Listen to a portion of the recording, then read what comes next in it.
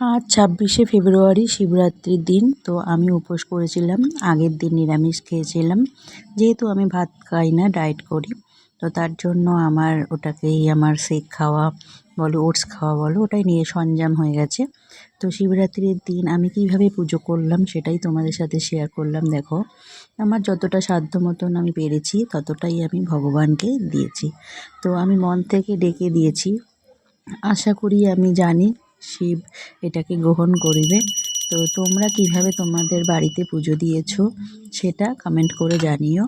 আর আমি তো আমার শিবকে এইভাবেই পুজো দিয়েছি। দেখো, 5 রকম ফল দিয়ে, সাবু দিয়ে, একটু আরতি করে এইভাবেই আমি আমার পুজোটা আজকে সারলাম। তো কেমন লাগলো তোমরা কমেন্ট করে বলো। আর কে কে উপোসটা করেছো। আর আমি এইভাবে 4 প্রহরে জল ঢালি না, আমি বাড়িতে শিবকে এই একবারই জল ঢাললাম, আবার সন্ধ্যাবেলায় আরেকবার ঢালবো। তো এইভাবেই আমি পুজোটা সারবো। তো চলো, আজকের দিনটা কেমন কাটলো তোমাদের সাথে শেয়ার করলাম।